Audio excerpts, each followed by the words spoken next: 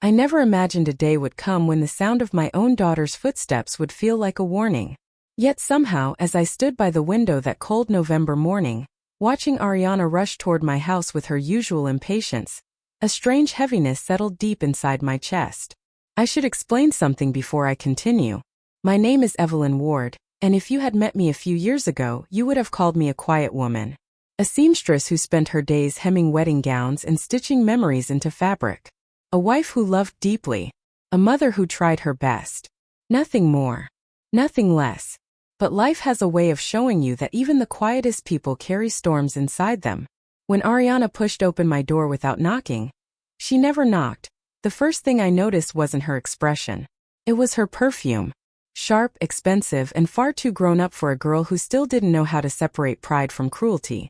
"Mom," she said, breathless, her face flushed as if she had run here. "We need to talk. Now." Those 4 words had been the prelude to every difficult chapter of my life. I set aside the dress I had been working on and wiped my hands on the cloth I kept tied around my waist. "What happened this time?" I asked gently. Her eyes flickered with something I couldn't yet name. Fear or excitement or both. "Trevor's mother wants to have dinner with us tonight." Ah yes, Marilyn Elwood. A woman who believed wealth was a virtue and modesty was a disease. A woman who looked at me as though I were a stain on her expensive carpet. She had never approved of Ariana. "Elwood women," she once said in my presence, "must rise, not attach themselves to downward roots." By downward roots she meant me. "And why is this news so urgent?" I asked. Ariana hesitated. "Mom." "She wants the engagement moved up. She wants the Elwood family name to be protected. She thinks Trevor's reputation depends on it." I laughed softly. "Reputation? He works in tech, honey, not royalty." But Ariana didn't smile. Instead, she paced the room, twisting the ring on her finger. A habit she had inherited from her father, Marcus. He used to do it when he was anxious, but it always ended with him smiling through whatever storm he carried. Ariana did it differently. She twisted and twisted until her fingers turned red. "Mom, she wants to visit the house Trevor and I are going to live in. And she wants you to sign the papers today." I felt my breath catch, a feeling like cold fingers curling around my lungs. "Sign what papers?" "Just papers," she said too quickly. "Formality. The property transfer, the parking permit, the utilities under my name, just stuff." I set my hands flat on the table. "Ariana, what did you do?" She stopped pacing only to stare at me, startled, as if she truly believed I wouldn't see through her. "Mom, please don't start. Not today. Marilyn already thinks I'm irresponsible. I just need everything to look perfect. And that requires you to take ownership of my house?" Her silence was answer enough. "It's temporary," she rushed to say. "Just until the wedding. Trevor thinks, well, we both think it'll look better if I own something. You know how his mother is." I did. Better than Ariana ever realized. "How long have you been planning this?" I asked quietly. Ariana swallowed hard. "A few weeks." "And you didn't think it mattered to discuss this with me before signing anything?" She looked at me with a mix of pity and annoyance. "Mom, you're alone. You don't need this place anymore." There it was. The sentence that cracked something inside me. "You're alone." She said it the way people talk about abandoned houses. Unwanted, unnecessary, outdated. "I built this home with your father," I whispered. "Every corner of it still smells like Marcus." "Well, he's gone," she snapped before softening her tone. "I didn't mean it like that. Mom, please don't make this difficult. Trevor's waiting outside. Marilyn wants us at the lawyer's office by 5. I didn't answer. I just looked at her. The daughter I raised with my own hands, who used to cling to my skirt when thunder frightened her, who cried in my lap the day Marcus was buried, who once promised she'd take care of me when I grew old. Children make so many promises before the world teaches them convenience. A horn honked outside. Ariana flinched. "That's Trevor," she said. "Please, Mom. Just sign the papers. Don't embarrass me in front of his family." She meant it. She really meant it. She walked toward the door, expecting me to follow like a shadow without a voice. But something inside me, the quiet storm, finally rose. "Ariana," I called softly. She turned impatient. "What?" "Come sit." I said, pointing to the chair across from me. No, Mom, sit. Maybe it was the firmness of my tone or the crack of vulnerability beneath it, but she obeyed. For a long moment we just sat in silence. The kind of silence that presses against your skin and asks you to choose who you want to be next. Ariana, I said, when your father died, he left me one thing more precious than money. She rolled her eyes. Mom, please don't give me a speech. It wasn't love or memories, I continued, ignoring her frustration. It was a reminder. Of what? That people reveal who they are when they think you have nothing left to give. Her brows knit, but she didn't speak. And today, I whispered, you revealed something I never wanted to see. Her eyes flashed. A mixture of guilt and indignation. Mom, I'm trying to build a life with Trevor. I can't live like me. My voice cracked, but I steadied it. Simple, modest, honest. She winced. That's not what I meant. It is, I said. And I need to accept that. Outside, Trevor honked again, impatient, demanding, a prince waiting for his servant. I'm not signing anything today, I said. Ariana's mouth fell open. Mom, you promised. I promised to be your mother, I said. Not your sacrifice. She stared at me astonished. Not because I refused, but because it was the first time in years that I didn't bend to her demands. We'll talk later, I said gently. When you've calmed down. And when you're willing to listen. We don't have time, she cried. Mom, Marilyn. Marilyn, I repeated quietly, is not my mother. And she is not my judge. Ariana stood abruptly, her chair scraping against the floor. Fine, she said, breathing hard. If you want to ruin my life, go ahead. But don't expect me to come crawling back later. I didn't respond. I simply watched her walk away, her heels clicking against the floor like tiny hammers pounding at my heart. She stormed out of the house, slamming the door so hard the windows trembled. Through the window, I saw Trevor gesture angrily from the car. Ariana climbed into the passenger seat, wiping her eyes, and the moment she shut the door, his voice rose, sharp, hostile, unkind. That was the moment I realized something painful, something terrifying. My daughter wasn't just choosing a new life. She was choosing a life without me. When the car drove away, kicking dust along the road, I stood alone in the quiet house Marcus once filled with laughter. And in that crushing stillness, one truth settled into my bones. This wasn't the beginning of Ariana's life with Trevor. It was the beginning of the end of the life we once shared. I didn't cry. Not then. Not yet. But I knew the storm was coming. And anger. A kind I had never seen in her before. As if my refusal had forced her to look into a mirror she didn't want to face.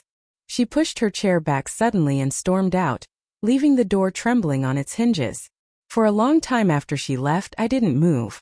I just sat there, staring at the doorway where her shadow had vanished. It's strange. The house had always felt warm when Ariana was inside it, even during our worst arguments.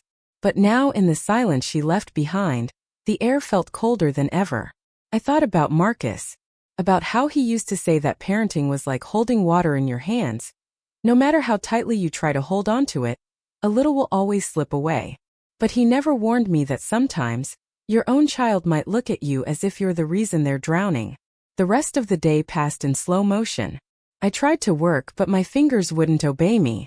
The dress on the table stayed unfinished, my needle stuck mid-stitch, as if even my tools refused to continue a life that no longer felt steady. By late afternoon, I gave up pretending I could focus. I stepped outside for fresh air, hoping the crisp wind might clear the ache inside me. But even the breeze felt sharp, cutting through my cardigan like it had been waiting to wound me too. Across the street, old Mr. Green waved from his porch. "You all right, Evelyn?" he called out, concern wrinkling his face. I forced a small nod. Just a busy day. He didn't believe me, but he let it go. That was the thing about older neighbors.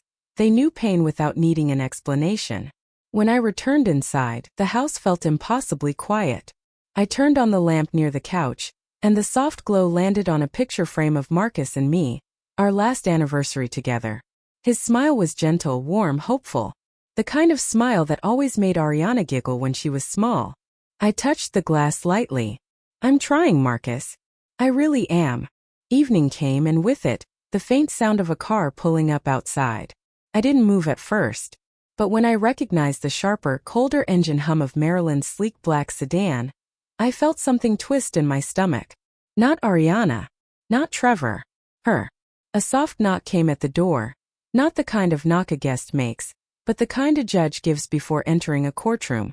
I opened the door slowly. Marilyn Elwood stood there in a navy coat, her posture immaculate, her expression unreadable. Diamonds glittered at her ears, understated yet expensive enough to blind if you stared too long. Her hair was pinned back perfectly, not a single strand out of place. "Mrs. Ward," she said, her smile thin. "May I come in?" I didn't want her inside my home. Not with the way she looked at things, like everything was either beneath her or meant to be owned. But I stepped aside because that's what polite people do. And I had spent my entire life being polite even when kindness wasn't returned. She walked in slowly, her heels silent against my wooden floor. She looked around the house the way someone inspects an antique store, evaluating, judging, calculating. "I'll be direct," she said, turning to me with folded hands. "Ariana told me you refused to sign the papers." I met her gaze without flinching. "That's correct." Her smile didn't reach her eyes. "I'm sure you understand the complications this creates." "I understand you are asking for ownership of my home," I replied. "And I am refusing." "Ariana needs stability," she said calmly. "She needs a foundation before joining our family. It reflects poorly if..." "If what?" I asked. "If she comes from someone like me?" Her silence was confirmation enough. "You think she'll be a burden unless she can present herself as elevated?" "I think," Marilyn said smoothly, "that appearances matter. Especially for the Elwood name. My son will be inheriting a company someday. The woman beside him must fit the image. And you believe forcing her to take her mother's home is a part of that image?" She took a step closer. "Evelyn, you must understand. Ariana loves Trevor. She wants to rise. If you refuse to help her, if you refuse to let her become who she is meant to be, you may push her away." A cold calm spread through me. "I don't need you to teach me about losing a child. I lived through that when I buried my husband. I won't live through it again for your convenience." Her jaw tightened. "I see." She turned to leave, but not before letting her eyes sweep over my belongings one last time. My stitched curtains, my modest furniture, Marcus's tools by the shelf. Things she couldn't value even if she paid for them. At the door she paused. "I hope you won't regret this, Mrs. Ward. Choices have consequences." I answered softly, "I know. That's why I'm making sure mine is the right one." She didn't reply. She stepped outside with the elegance of someone accustomed to people bending for her. But I didn't bend. Not this time. After she left, I closed the door and leaned against it, shaking, not from fear, but from the overwhelming weight of standing alone against a storm I knew was growing stronger. Night settled around the house, and for the first time in years I couldn't bring myself to cook dinner. I made tea instead, letting the warmth steady me. The steam fogged my glasses as I sat at the kitchen table, staring at the empty chair across from me, Marcus's chair. "If you were here," I whispered to him, "you'd tell me I did the right thing." But I wondered if I truly had. When the phone rang around 9, I jumped slightly. I recognized the ringtone immediately. Ariana's custom tone, recorded back when she was 19 and still adored me enough to make silly little voice notes for everything. "Mom, answer," her cheerful past self sang. I swallowed hard and picked up. Her voice on the other end wasn't cheerful now. She sounded out of breath. Or maybe she'd been crying. "Mom," she said quickly. "Why did you talk to Marilyn like that?" "I only told her the truth. Do you have any idea how upset she is? Trevor is furious. He thinks you're trying to sabotage us." "Sabotage?"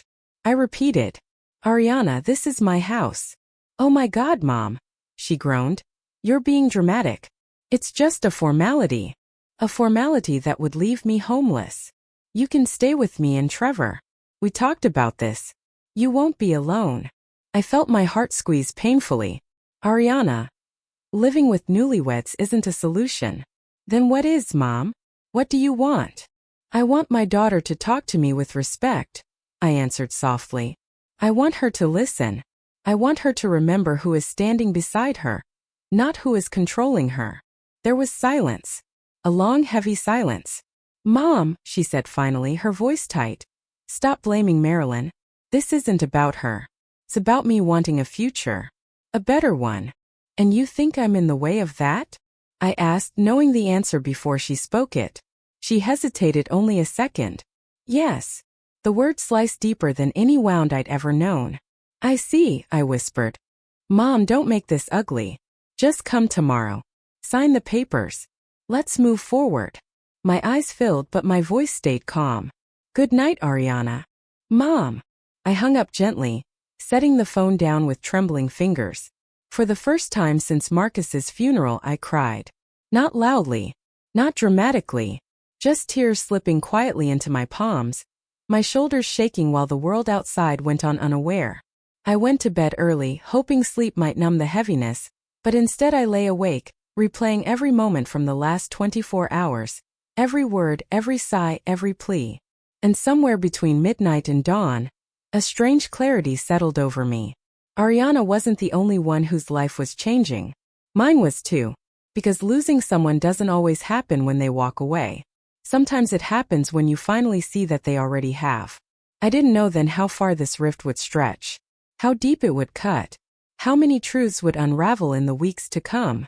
But I did know one thing. The storm had begun, and the woman I used to be, the quiet seamstress, the gentle mother, the patient giver, she would not survive it. Something new was forming in her place. Something stronger. Something I didn't yet recognize, but would soon. The next morning, the sun rose quietly, as if afraid to touch the heaviness in my home. Light spilled through the curtains, soft and hesitant, landing on the half-sewn dress laid across my table. Its unfinished hem looked like a sentence left mid-breath. A reminder that nothing in my life felt complete anymore. I brewed my tea slowly, listening to the kettle whistle. An everyday sound that felt strangely distant. My mind kept replaying Ariana's voice from the night before, every word cutting deeper each time it echoed. "You're in the way. You don't understand. You might push me away." When your own child speaks to you like that, it doesn't wound you all at once. It sits inside you like a slow-burning ember, turning everything to ash quietly, painfully. I was stirring my tea when I heard a car door shut outside. Not a rush sound like Ariana's, nor the sharp elegance of Marilyn's. This one was heavier, familiar. I opened the door before the knock came. Trevor stood there. His posture was straight, his suit perfectly pressed, not a hair out of place. He always dressed like he was giving a presentation, even on weekends. His eyes were tired, though, and cold. More cold than I had seen before. "Mrs. Ward," he said, nodding stiffly. "May I come in?" My instinct was to say no. Something in the way he stood, too confident, too rehearsed, made my skin tighten. But I stepped aside. He walked in, glancing around my living room as if evaluating it the same way his mother had. Except he didn't hide it behind politeness. His eyes lingered on the worn couch, the faded rug, the old picture frames of Marcus holding a young Ariana. "I'll be frank," he said. "Ariana didn't sleep last night. She was distraught." I folded my hands. "She's upset because she didn't get what she wanted." "She's upset," he corrected, "because you're making everything harder than it needs to be." "I'm protecting my home," I said quietly. He exhaled sharply, as though exhausted by my stubbornness. "Mrs. Ward, Ariana is trying to elevate her life. I'm offering her stability, opportunity, a future. I don't want her tied to unnecessary burdens." Unnecessary burdens. He meant me. Something inside me shivered, but not with fear. With clarity. "Trevor," I said softly, "my daughter isn't something you can polish like a trophy." He smiled, thin and dismissive. "I'm not the enemy here. I'm trying to help her succeed. At the cost of her relationship with me? If that's what it takes for her to grow," he replied, his tone chillingly calm, "then yes." My breath caught for a moment. Not because he surprised me, but because I finally understood the shift I'd sensed in Ariana over the last few months.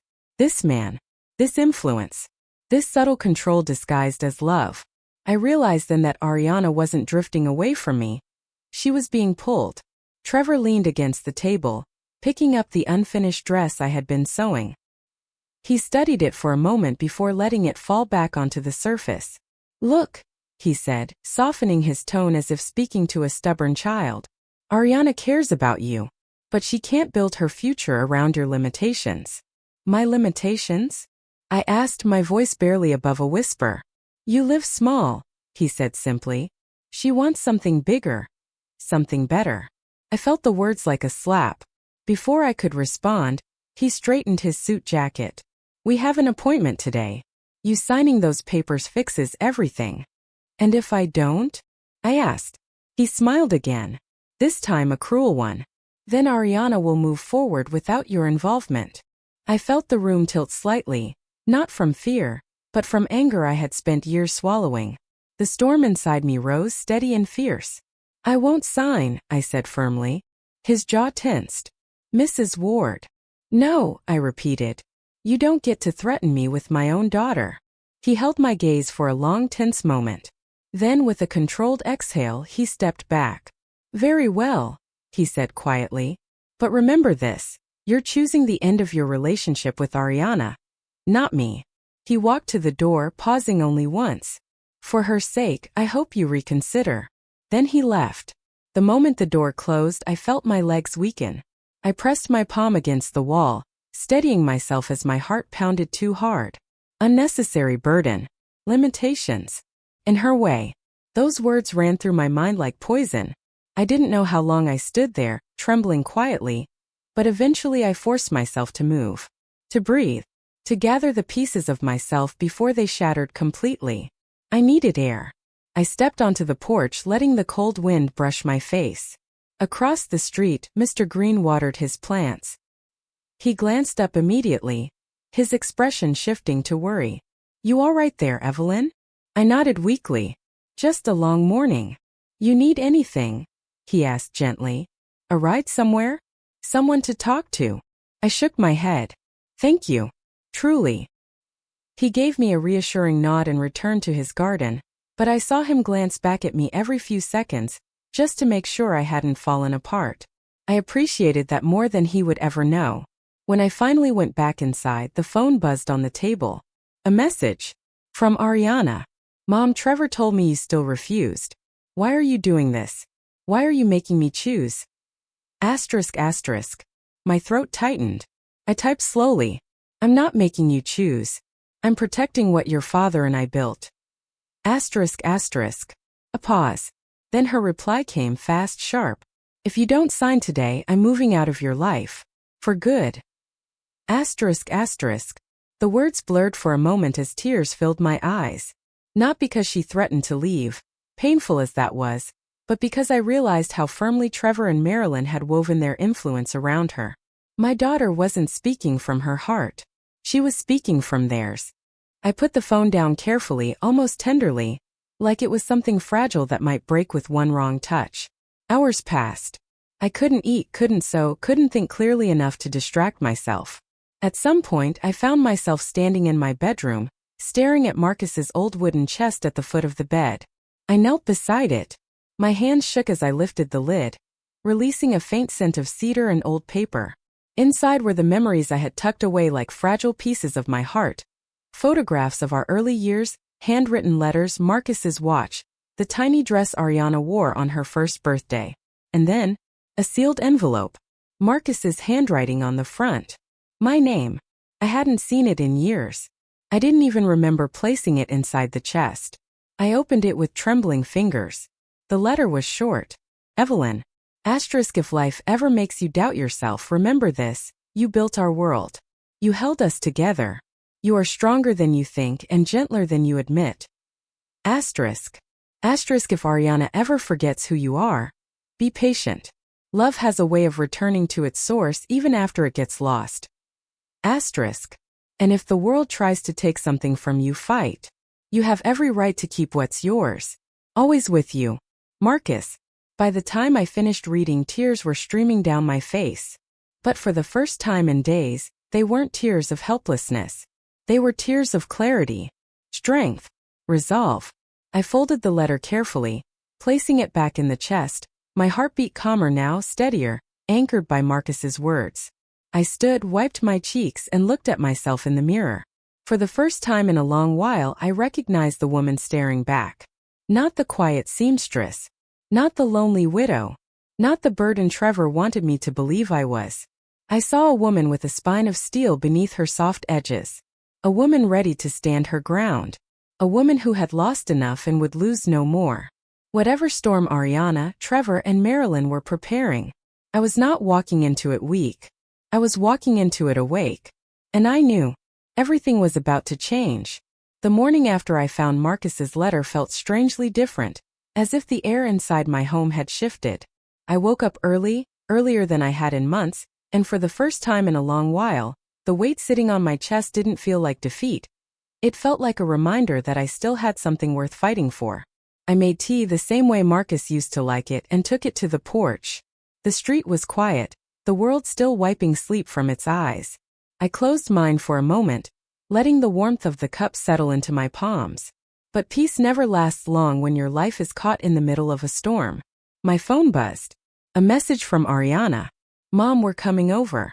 Please don't start anything. Asterisk. The we told me everything. Her. Trevor. Maybe even Marilyn. I prepared myself. Not with anger, not with fear, but with the firm resolve Marcus had always believed I had. Whatever happened next, I wouldn't collapse the way they expected. 15 minutes later, a black SUV rolled to a stop in front of my house. Not Marilyn's usual sedan. This was Trevor's vehicle. Larger, louder, the kind of car people buy when they want the world to see their success. Ariana stepped out first. She looked exhausted. Her makeup was smudged under her eyes, her hair pulled back like she hadn't slept at all. She hesitated at the bottom of the steps, her gaze drifting to me before quickly looking away. Trevor emerged from the driver's side, adjusting his jacket with the same sharp motions he used whenever he prepared for confrontation. He didn't greet me, didn't nod, just kept walking toward the house as if he already owned it. And then seconds later, Marilyn stepped out of the back seat. She wore a deep burgundy coat, the color of expensive wine. Her chin lifted high enough to look down on anything in her path. I saw her eyes sweep over my porch, my plants, the chipped paint near the railing.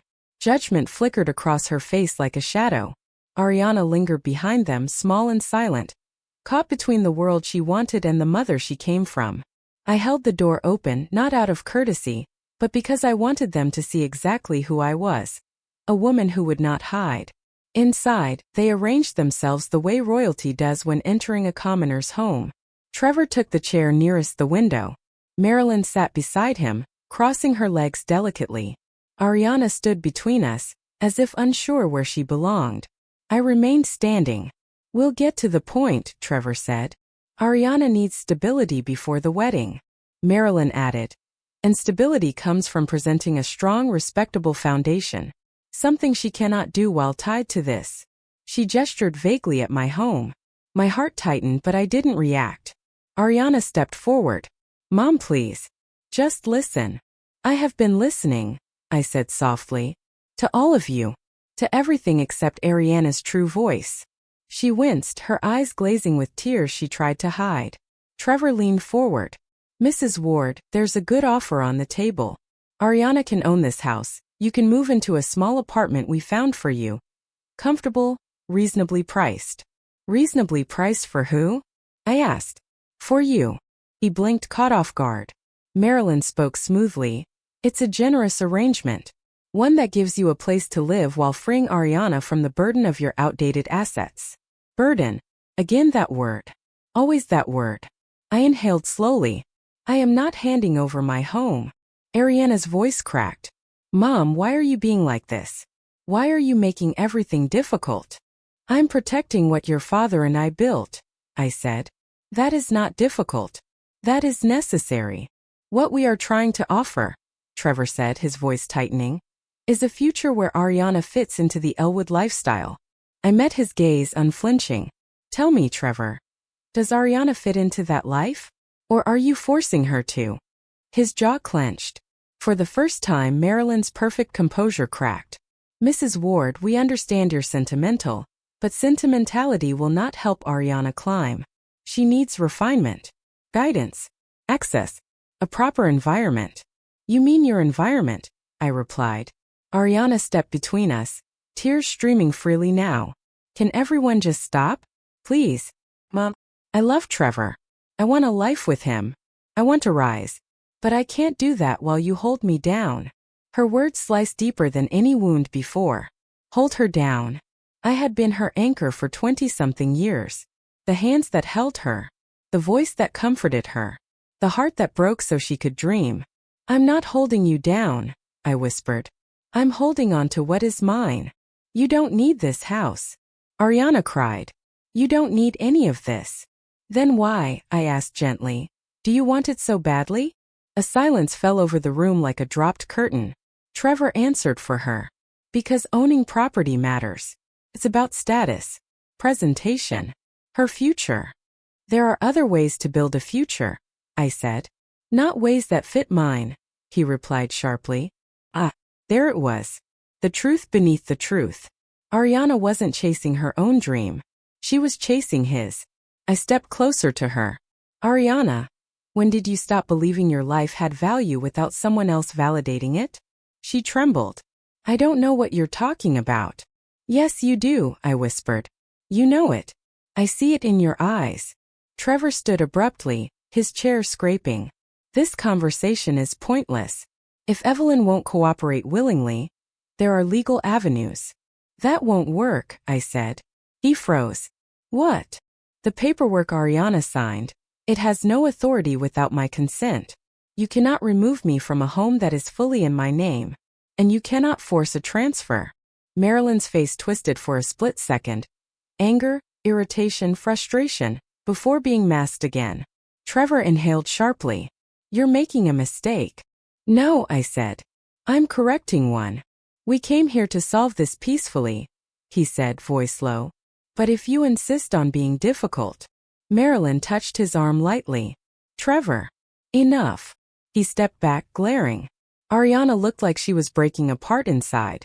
Her mascara smudged, her lips trembled, her breathing came fast and shallow. Mom, she whispered. Please. Please don't do this. I'm not doing anything to hurt you, I said, my voice steady even though my heart was shattering. I'm doing what every mother must do eventually. Protect what she has left. Trevor grabbed Ariana's hand. We're leaving. She looked at me one last time. Eyes full of conflict, love, resentment, fear, before letting him pull her toward the door. Marilyn followed, pausing only to say, You may have won today, Mrs. Ward. But battles have more than one round. When the door closed behind them, the house fell silent again. But this time the silence didn't crush me. It gave me breath. A long, steady breath that reminded me of who I had been before grief, before loneliness, before being treated like something disposable. I walked to the window, watching the SUV disappear down the road. Ariana didn't look back. Not once. I pressed my hand against the glass, not to reach for her, but to steady myself. Because I sensed it. Something had shifted permanently. This wasn't just a disagreement anymore. This wasn't just a clash of values. This was the moment my daughter chose her path. And it wasn't toward me. But what she didn't know, what none of them knew, was that I was not the weak, fragile woman they assumed I was. The fight they had brought to my door? I would not lose it. Not now. Not ever. And the world they were so desperate to claim? It was about to reveal them in ways they could never hide. I didn't know how the story would unfold next. But I knew this. The storm had only just begun. For the next few days, the house was unbearably quiet. I worked longer hours, stitched faster than usual, and tried to drown myself in the rhythm of the needle-piercing fabric. But nothing could silence the echo of Ariana's last look, the one that hovered between accusation and desperation. I wanted to call her. I wanted to ask if she was eating, if she was sleeping, if she was safe. But every time I picked up the phone, my hands froze. Not because of pride, but because I knew the person who might answer wouldn't be the daughter I raised, but the woman Trevor and Marilyn were shaping her to be. On the third morning, as I prepared my tea, the radio announced rain for the evening. A storm. I should have expected it. Storms seemed to follow every decision I made lately. I was refilling the bobbin on my machine when I heard the softest knock at the door. Not Trevor. Not Marilyn. Not Ariana. This knock was timid, almost apologetic. When I opened the door, I saw a young man standing on my porch, drenched from the light drizzle that had begun. He couldn't have been older than 23 or 24. Thin frame, messy brown hair, glasses slipping down his nose, and a nervous smile that flickered like a candle in the wind. "Mrs. Ward?" he asked. "Yes." He pushed his glasses up with a shaky hand. I'm sorry to bother you. My name is Oliver Grant. I'm Ariana's coworker." My chest tightened. "Is she all right?" He hesitated, swallowing hard. "That's sort of why I'm here." I opened the door wider. "Come in." He stepped inside, dripping rainwater onto the floor, and immediately apologized. I handed him a towel. His discomfort was obvious, but so was his concern. "Please sit," I said. He perched on the edge of the couch, as if afraid to touch anything. "I don't know how to say this," he began, "but I think you need to know what's been happening." A cold chill crept along my spine. "Tell me." He took a breath. "Ariana, she hasn't been herself lately. She's been missing deadlines at work. She seems constantly stressed. And he hesitated. "She's afraid." "Afraid?" I repeated. "Of what?" He looked at me with trembling sincerity. "Of disappointing Trevor. Of making his mother angry. Of not being enough." My hands curled in my lap. Not being enough. Those words I knew too well. "She told me once," Oliver continued quietly, "that she feels like she's walking on glass every day. That Trevor gets upset if she dresses a certain way, or talks too loudly, or makes small mistakes." I felt my breath falter. "And Marilyn, well, she visits their office often. She makes comments. About Ariana's background. About her appearance. About how she speaks." I closed my eyes briefly, trying to steady the rage building inside me. "Why are you telling me this?" I asked softly. "Because," he said, voice trembling, "I think she needs you. Even if she's too proud to admit it." My throat tightened painfully. "Where is she now?" "She left early today," he said. "She looked really shaken. She said she was going home to rest, but—" He hesitated. "I don't think she went home." "What do you mean?" He pulled a folded piece of paper from his pocket. "She left this on her desk before running out." He placed it gently in my hand. My fingers trembled as I opened it. Ariana's handwriting. Fast, messy, emotional, filled the page. "I don't belong anywhere. I can't make them happy. I can't make her understand. Asterisk, I'm tired. I just want everything to stop for a while." Asterisk. The last line was smeared with water. Tears, not rain. My heart dropped. "When was this?" I whispered. 2 hours ago." I grabbed my coat. "Help me find her." He stood instantly. "I thought you'd say that." We rushed to his car and drove through the drizzling rain. The sky grew darker by the minute, clouds gathering thick and low, as if the world was bracing for what was coming. I didn't know where Ariana might run when she was hurting.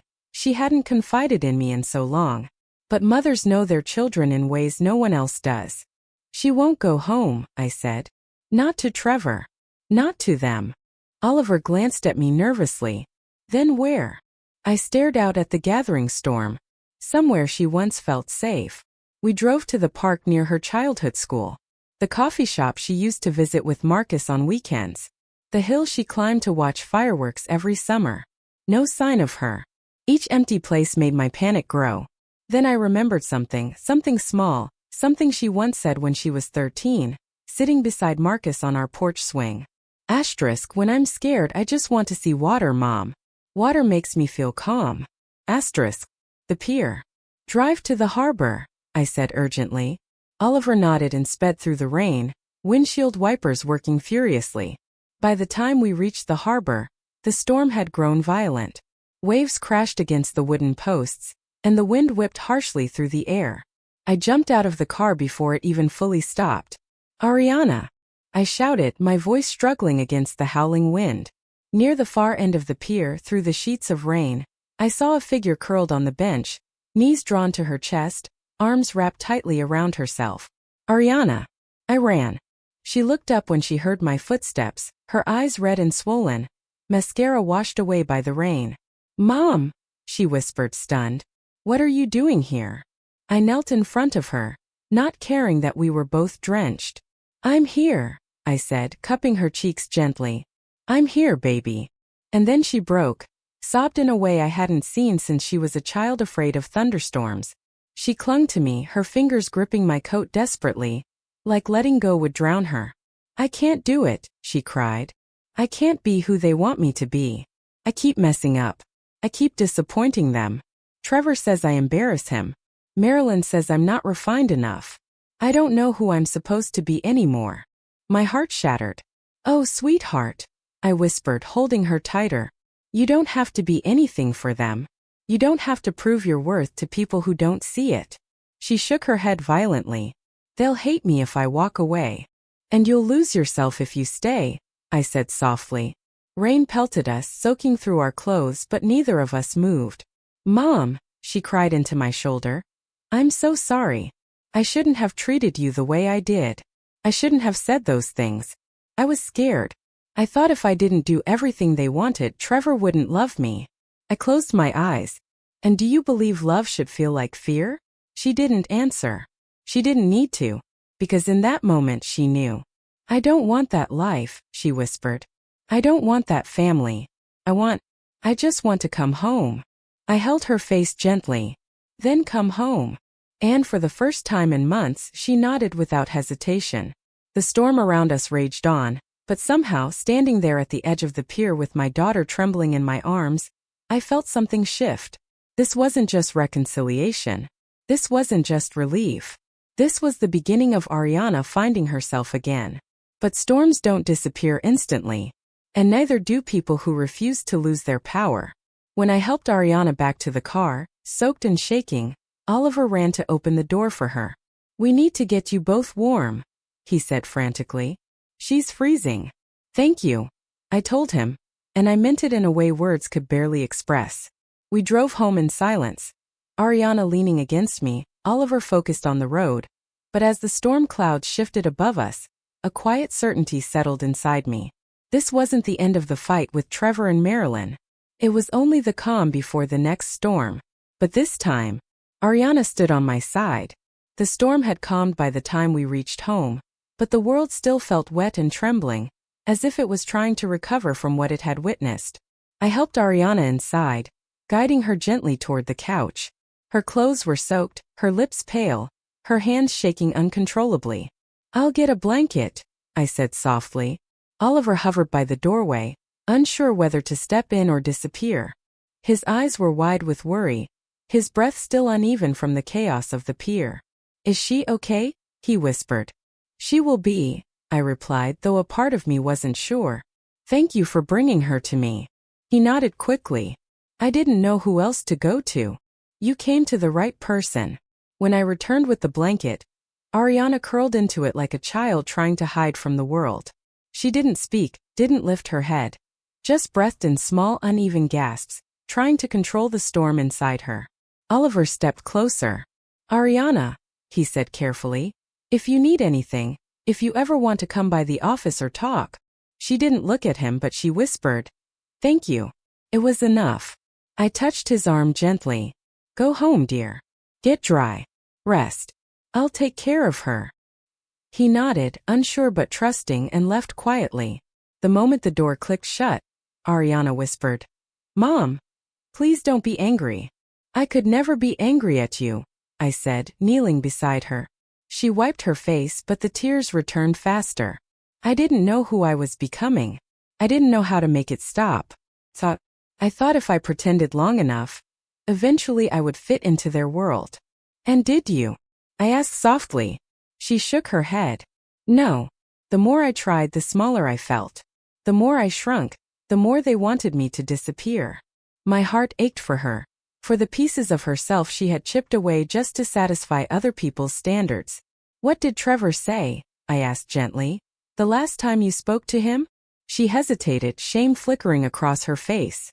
He said. Her voice cracked. He said if I couldn't learn to behave, maybe we needed space. That maybe I wasn't ready to be an Elwood. I closed my eyes, letting the words settle into the deepest part of my anger. It wasn't just control. It wasn't just manipulation. It was humiliation. He said, she whispered, that I would embarrass him in front of his board. That I should learn to talk less, laugh less, ask less. My hands tightened around hers.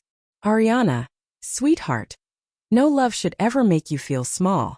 She leaned into me, sobbing quietly. I stroked her hair the way I used to when she was little and thunder frightened her. When she finally calmed enough to breathe normally, I helped her into warm clothes and made her tea with honey, the same way Marcus would when she felt overwhelmed.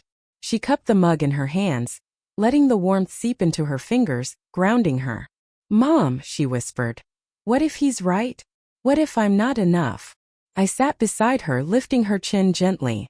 You are more than enough. For the right person, you will always be more than enough. Her eyes filled again, but this time the tears didn't fall. Then why can't I stop wanting him to love me? Because, I said softly, we sometimes crave the approval of those who withhold it the most. But that isn't love, it's survival. She closed her eyes, pressing her forehead to mine the way she used to when she was small. I'm so tired of surviving. Then it's time to start living, I whispered. For a long moment, neither of us spoke. The house was quiet except for the faint hum of the heater kicking in. I held her hand, the familiar softness of her fingers reminding me of the little girl who used to draw crooked hearts on my sewing table. But the silence was interrupted by the sudden sharp buzz of her phone. A message. Ariana flinched, gripping my arm. Do you want me to check? I asked. She hesitated, then nodded. I lifted her phone, its screen lighting up with Trevor's name. I opened the message. Where the hell are you? Marilyn says you disappeared. Answer me now. Asterisk asterisk. Another message came through instantly. If you're with your mother, you're making things worse. Come home. Now. Asterisk asterisk. My jaw tightened. A third message flashed before I could even lower the phone. Don't make me come get you. The tone, the entitlement, the implied threat. It ignited something inside me that I hadn't felt since the day Marcus died. Unfiltered rage. Ariana saw my expression and started shaking. Mom. He doesn't mean it like. Yes, I said, my voice steady and cold. He does. She swallowed, her eyes darting between me and the phone. What do we do? She whispered. I looked at her, my daughter who had spent months trying to become someone she wasn't, just to be accepted by people who didn't deserve a single piece of her. We protect you, I said. We protect your future. And we make sure he never gets the chance to hurt you again. She nodded slowly, but fear still lingered in her eyes. He won't stop, Mom. You don't know him the way I do.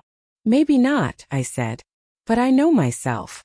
And I know what I'm capable of when someone threatens my child. Her breath trembled. He said I couldn't make decisions without him. That I needed guidance. That I wasn't ready for real responsibility. I exhaled shakily. Sweetheart, people like Trevor only feel powerful when someone else feels powerless. Ariana buried her face in her hands. What if Marilyn tells everyone I failed? What if Trevor paints me as unstable? They'll believe him. Everyone will believe him. No, I said gently, they won't. Because you're going to tell the truth before he can twist it. She looked up, startled. To who? To the people who matter, I said. To yourself. To your workplace. To anyone who tries to manipulate your future. She blinked slowly. I'm scared. I know, I whispered. But you're not alone anymore. Another message buzzed through. I'm coming. Ariana gasped. Mom, he'll come here, he'll. I placed a hand on her cheek, steady and calm. He can try. She stared at me, confused by my calmness, unaware that in the quiet moments after she fell asleep the night before, I had reread Marcus's letter until the words etched themselves into my bones. Fight. You have every right to keep what's yours. My home. My daughter. My peace. All of it was mine, not theirs. Ariana's breathing quickened. Mom. What are we going to do? I stood, walked to the door and locked it. Then I drew the curtains closed. We're going to prepare, I said softly. Because if Trevor Elwood wants a war. I turned back to her, the storm inside me finally awake, steady, unmoving. He just picked the wrong mother.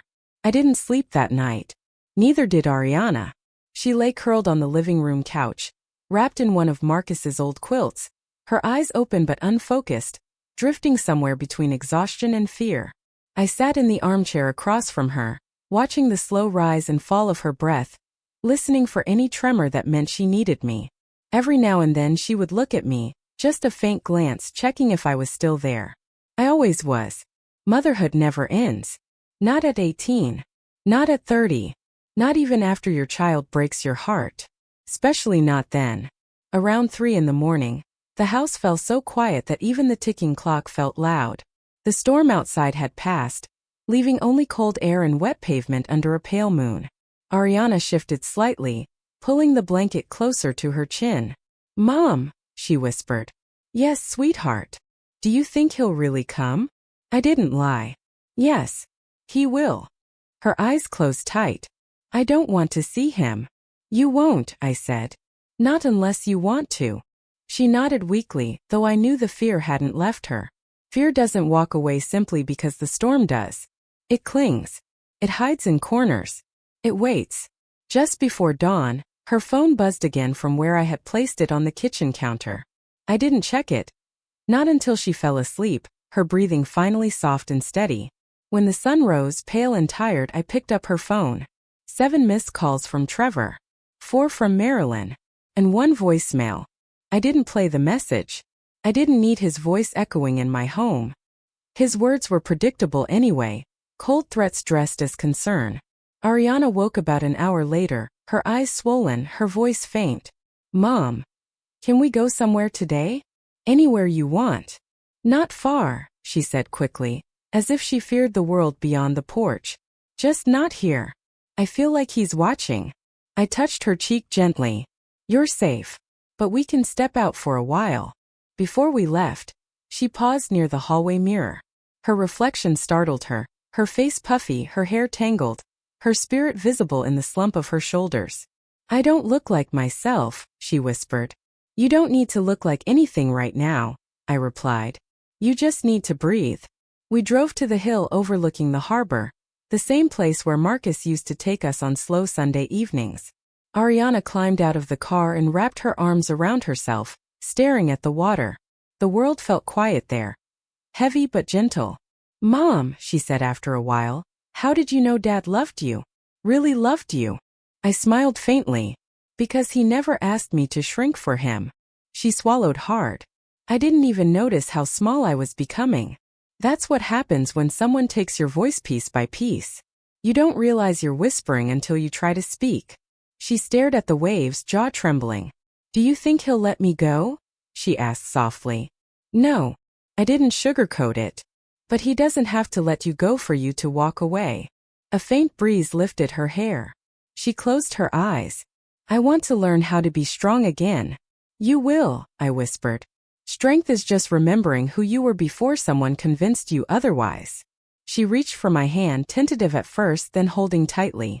"Mom, I'm scared of what happens next." "Whatever happens," I said, squeezing her hand, "you won't face it alone." We stayed there until the sun climbed higher. For the first time in months, Ariana's face softened, as if some invisible weight had loosened its grip on her. We returned home close to noon. The moment I opened the front gate, I saw it. A black car parked in front of my house. Sleek, expensive, unfamiliar. Ariana froze. "Mom!" I stepped instinctively in front of her, shielding her without thinking. Trevor stepped out of the car, wearing the same polished arrogance he had always carried. Hair perfect, suit pressed, a controlled calm in his eyes that felt colder than anger. He didn't look at me first. He looked at Ariana, like she belonged to him. "There you are," he said, as if he had been inconvenienced by her absence rather than terrified. "You had everyone worried. Get in the car. We need to talk." Ariana didn't move. I did. "You're not taking her anywhere," I said, my voice steady. He finally shifted his gaze to me, offering a smile that was more insult than politeness. "Mrs. Ward, with all due respect, this is between me and—" "No," I cut in. "It's not." He exhaled sharply, dropping the mask. "Ariana," he said, ignoring me entirely, "come here." Her voice shook as she stepped closer to me instead. "Trevor, I'm not going with you." His eyes hardened. "You're being emotional. You're confused. Marilyn and I—" "Enough," I said. He glared at me now, truly seeing me for the first time. You're filling her head with nonsense, he snapped. Do you want her to become like you? Stuck? Small? Ariana gasped. I didn't. I stepped closer, my voice low. She would be lucky to become like me. Because I survived everything you're trying to do to her. He scoffed. This is ridiculous. Ariana, get in the... No, she said suddenly, her voice breaking but firm. No, Trevor. I'm not coming with you. Not today. Not ever. A vein in his jaw pulsed. Think carefully, he said quietly. If you walk away now, you're throwing away everything. I moved beside her. She's walking toward herself. He stared at her for several long seconds, his expression shifting from disbelief to anger to something sharper. This isn't over, he said finally. Not by a long shot. He got into the car and slammed the door, the sound echoing through the silent street. The engine roared and the car sped away. Ariana collapsed against me, trembling. Mom, what have I done? You chose yourself, I whispered into her hair. And that's the bravest thing you've ever done. But even as I held her, even as her breath steadied, I knew the truth. Trevor wasn't done. Marilyn wasn't done. And the quiet battle we had fought alone in my home was about to become something louder. Something public. Something dangerous. Ariana didn't know it yet. But I did. Storms don't always come with rain. Some come with names. The house felt heavier after Trevor left, as if his anger had seeped into the walls. Ariana stayed close to me the rest of the day, moving from room to room like someone afraid their own shadow might reach out and hold them down. By evening, she had fallen asleep on the couch again, exhaustion pulling her under like a tide she could no longer fight. I covered her with a blanket and stood there for a long time, brushing a strand of damp hair from her forehead. She looked young again. Not fragile, just young. The way children look when they believe their mother can fix anything. I wished I still believed that too. I stepped outside for a breath of cold air. The sky was clear now, washed clean by the storm, and the moon hung low like a lantern keeping watch over the quiet street. I crossed my arms, hugging myself as if the wind could blow through every memory I had kept for years. I didn't hear the footsteps at first.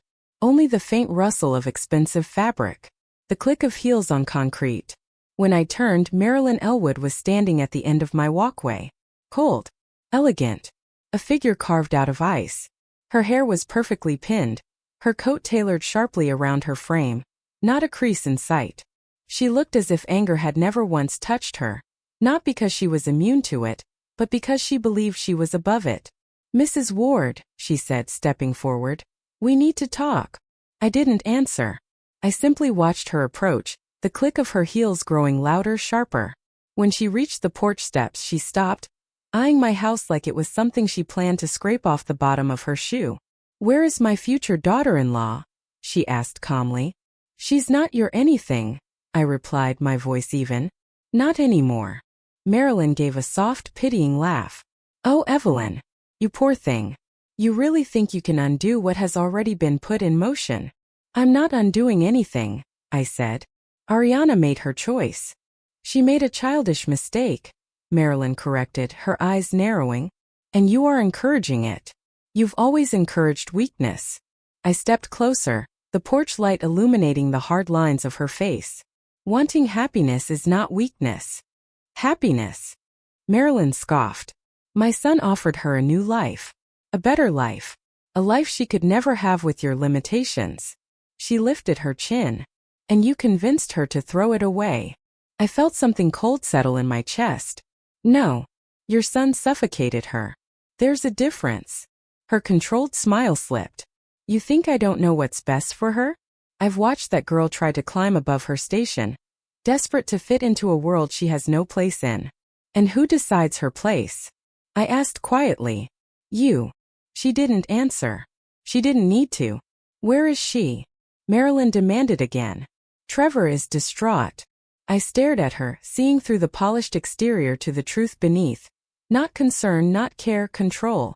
A life built on appearances, on status, on dominating the narrative before anyone else could speak. She's sleeping, I said. Safe. Marilyn's lips thinned. Safe? Evelyn, you have no idea what kind of storm you're inviting into your life. I've survived storms stronger than your son. Her eyes darkened. We will not allow Ariana to walk away with Elwood's secrets. She knows too much. She has been too close. She isn't walking away with anything but her own freedom. Marilyn leaned in, lowering her voice to a venomous whisper. If she refuses to return, there will be consequences. I didn't flinch. Threaten me all you want. But you don't scare me. Oh, you should be scared, she said. Because your daughter doesn't understand what she's done. Trevor can be relentless. I know, I said softly. That's why she left. For a moment just one the mask slipped. I saw the cruelty underneath her elegance, the entitlement, the certainty that the world belonged to her. You think this ends with her walking away? She asked. You think Trevor will simply accept it? I think, I said slowly, that you both underestimated her. Marilyn stepped back, eyes narrowing. This isn't over. I know, I replied, my voice steady. Neither was I. She turned sharply and walked back down the path, her heels slicing through the silence. When she reached her sleek car, she paused, looking back one last time. You are making a mistake, Evelyn Ward. You are placing yourself between Ariana and the life she is meant to have. No, I said softly. I'm placing myself between Ariana and the life that would have destroyed her. She didn't respond. She simply opened the door and slid inside. The engine purred to life, and the car glided down the street like a shadow retreating into the night. When she was gone, I walked back inside and closed the door. My hands were shaking, not with fear, but with the weight of what was coming. Ariana stirred on the couch as I passed. Mom, her voice murmured, barely awake. I'm right here, I whispered. Is everything okay? I brushed her hair gently. Go back to sleep, sweetheart. She nodded and sank deeper into the pillow. I sat beside her for the rest of the night, listening to her breathe, watching the shadows on the wall shift with every passing car. Trevor and Marilyn were planning something. I could feel it in my bones. But I had something they didn't. A mother's resolve. And I would protect my daughter. From their anger. From their influence. From the version of herself she almost became. Even if it meant standing alone against them. Storms aren't meant to be feared. They're meant to be faced. And I was ready. The morning after Marilyn's unexpected visit, the air inside my home felt heavier than before. Ariana barely ate breakfast. She sat quietly at the table, stirring her tea with slow, distracted motions, her eyes swollen but clear in a way I hadn't seen in a long time. She looked fragile, yes, but she also looked awake, as if she had finally stepped out of a fog. Mom, she murmured. I don't want them to control my life anymore. You won't let them, I said softly. Her phone vibrated again on the counter. Unknown number. She flinched but didn't move, so I walked over and picked it up. A voice message. Trevor's voice, sharp and cold. Ariana, ignoring me is not going to end well. Come back today or I'll come again. With my lawyer. I could feel Ariana's body tense even before she stood. Mom, he's serious. I know, I said. But seriousness doesn't make him right. Before I could say more, a loud knock pounded at the door. Ariana froze. I felt her panic rise like heat through my own skin. Mom, she whispered. It's him. I placed a steadying hand on her arm. Stay behind me. I opened the door just enough to see through. But it wasn't Trevor. It was Oliver, panting, flushed, worry written across his face. Mrs. Ward, he gasped. They're planning something. At the office. Trevor was there this morning, furious. Marilyn too. They're trying to file a complaint against Ariana for breaching some contract. Ariana stepped forward. What contract? Oliver swallowed. They claim you agreed to certain conditions when you accepted the engagement ring and allowed them to sponsor the new apartment paperwork. They're twisting everything. Ariana turned pale. I didn't sign a contract. But they're filing it anyway, Oliver said. I took a long breath. Then we fight it. Oliver looked startled. Fight them? Yes, I said. The truth is on our side. Ariana sank onto the couch. Mom, I can't go through a legal battle. I can't do this. I sat beside her and held her hands. Ariana, listen to me. You've survived things harder than this. You've survived losing your father.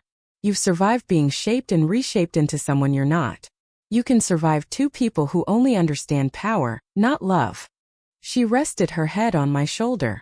I'm so tired. I know, I whispered. That's why I'll carry some of this with you. Before we could speak further, another car pulled up outside, black, gleaming, deliberate. This time it was Trevor. He stepped out with the confidence of someone who believed the world would bend for him. Ariana, he called loudly, come outside. We're fixing this now. I walked out first and closed the door behind me. You do not shout for her like she's something you own. His jaw tightened. Mrs. Ward, stay out of this. You're filling her head with delusions. You've done enough of that on your own.